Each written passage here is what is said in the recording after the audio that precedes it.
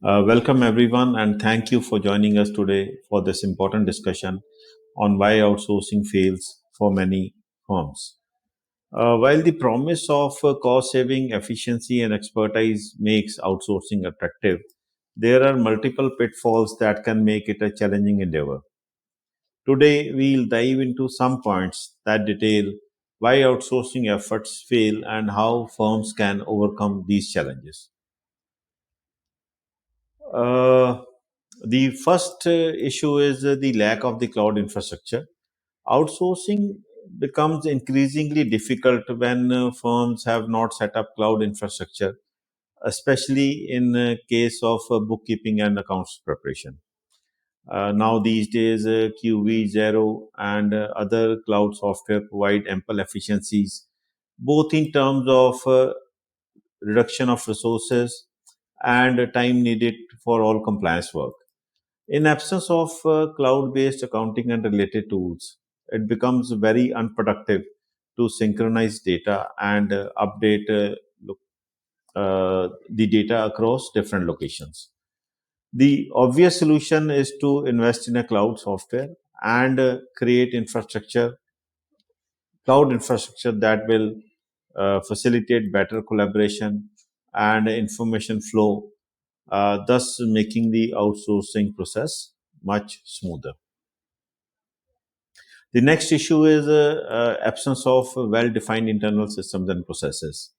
Uh, we see when internal systems and processes are not well-defined, outsourcing just magnifies that condition. So there is going to be a mismatch in understanding roles, responsibilities, and workflow, leading to inefficient and erroneous work. Moreover, the firms are unable to set clear expectations from outsourcers. The solution to this problem is to establish clear, well documented processes that can be easily understood and followed by both external and internal teams before start of the outsourcing engagement. So one needs to work on the premise that you are hiring a remote employee while you're outsourcing and set up your internal systems to get effective output from that employee. Uh, the third issue is failing to establish a communication point and channel from the start. The outsourcer require at least a single point of contact for follow-up of routine queries and deadlines. Lack of this will lead to delays, misunderstandings, and errors as messages get lost and misconstrued.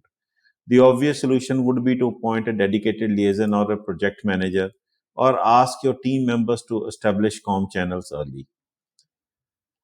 Uh, the next issue is non alignment of expectations regarding timelines and capabilities. So, what happens is sometimes the firm set unrealistic expectations from the outsourcers, both in terms of work capabilities and timeline to deliver the optimum performance. Normally, it would take at least 1 to 2 months period for an outsourcer to adopt to your firm's way of working with files and templates.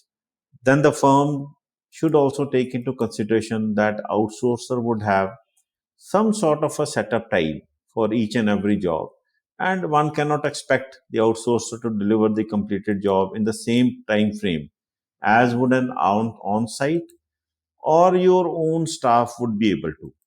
The firms need to set up their expectation to a realistic level to avoid failure. In the end, I'll just conclude by saying that outsourcing can be a very powerful strategy for accounting practices when done right. By being aware of the pitfalls and taking proactive steps to address them, firms can turn their outsourcing venture into successful endeavors. I thank you for joining us today. I do hope you find this video useful. Uh, but guess what? We are not done yet. I've got even more points to cover in our next video. So you won't want to miss it. I'm really interested in hearing what you think about what we talked about today. So please drop your thoughts in or any question you have in the comments below. Your feedback helps us to make even better content for you. So stay tuned and we'll see you in the next video. Thanks. Bye.